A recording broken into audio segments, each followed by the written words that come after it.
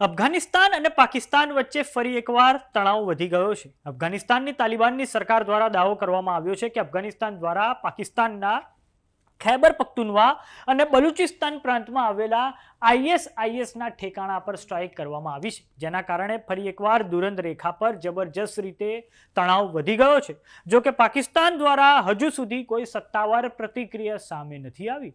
તો આવો જાણીએ સમાચાર વિસ્તારથી। નમસ્કાર, જમાવટ સાથે હું છું પાર્થ।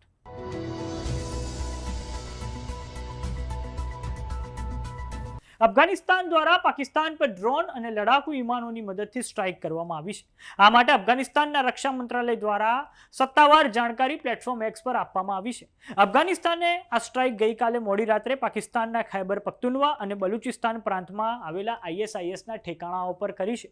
તાલિબાનની સરકારનો દાવો છે કે પાકિસ્તાન આઈએસઆઈએસ સંગઠનને પનાહ આપી રહ્યું છે। અફઘાનિસ્તાન દ્વારા મહિનાઓ પછી આ સ્ટ્રાઇક પાકિસ્તાન પર કરવામાં આવી છે। તાલિબાનની સરકારનું કહેવું છે કે પાકિસ્તાન જે આ બેઝ આવેલા છે તેનો ઉપયોગ અફઘાનિસ્તાનની વિરુદ્ધમાં ગતિવિધિઓમાં કરવામાં આવતો હતો। આ કારણે આ સ્ટ્રાઇક કરવામાં આવી છે।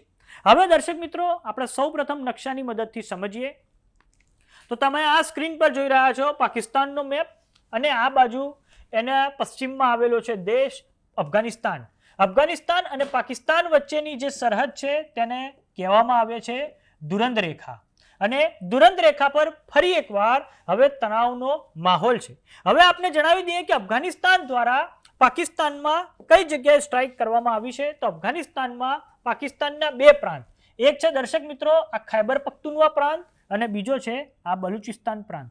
બલુચિસ્તાનમાં અફઘાનિસ્તાન દ્વારા આ કિલ્લા અબ્દુલ્લા નામનો જે જિલ્લો આવેલો છે તેની રાજધાની ક્વેટાથી થોડોક ઉપર, ત્યાં તેમના દ્વારા એક વિસ્તાર છે ગુલિસ્તાન, ત્યાં અફઘાનિસ્તાન દ્વારા સ્ટ્રાઇક કરવામાં આવી છે।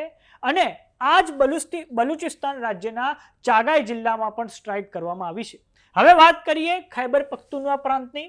આ ખૈબર પખ્તુનવા પ્રાંતની એક જે સરહદ છે તે ભારતનું જે જમ્મુ કાશ્મીર છે તેની સાથે પણ અડે છે। આ ખૈબર પખ્તુનવામાં એક જે જિલ્લો છે તેનું નામ છે ઓરકજઈ, તેમાં પણ તાલિબાન દ્વારા આ સ્ટ્રાઇક કરવામાં આવી છે। હવે આપને જણાવી દઈએ કે અફઘાનિસ્તાનની જે તાલિબાની સરકાર છે તેમના દ્વારા દાવો કરવામાં આવ્યો છે કે તેમણે આ એર સ્ટ્રાઇક કરી છે, પરંતુ હાલમાં તો અફઘાનિસ્તાન પાસે international institute for strategic studies અનુસાર અફઘાનિસ્તાન પાસે માત્ર 6 લડાકુ વિમાનો છે, જ્યારે 23 જેટલા હેલિકોપ્ટર છે।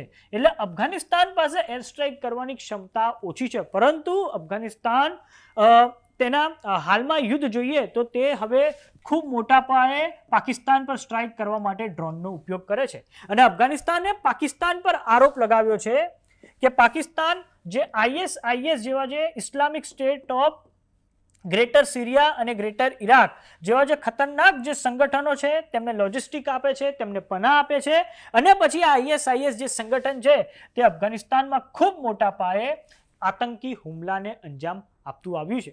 આપને જણાવી દઈએ કે ઓક્ટોબર 2025થી જ બંને દેશો વચ્ચે હાલમાં તણાવ જોવા મળ્યો છે।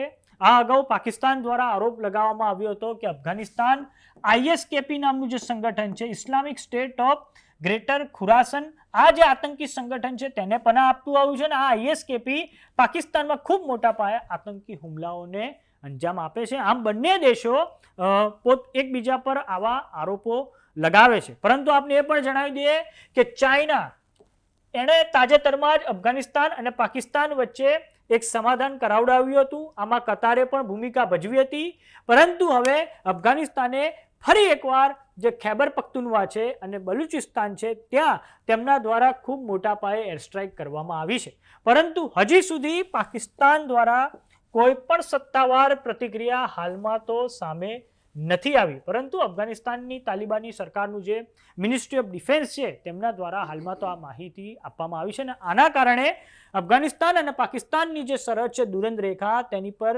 નોંધપાત્ર રીતે તણાવમાં વધારો થયો છે। તો સમાચારોમાં અત્યારે બસ આટલું। જોતા રહો જમાવટ। જો તમે અમને યુટ્યુબ પર જોઈ રહ્યા તો સબસ્ક્રાઇબ કરો, જો તમે અમને ફેસબુક પર જોઈ રહ્યા તો ફોલો કરો, વોટ્સએપ ચેનલને જોઈન કરવાનું ન ભૂલતા। નમસ્કાર।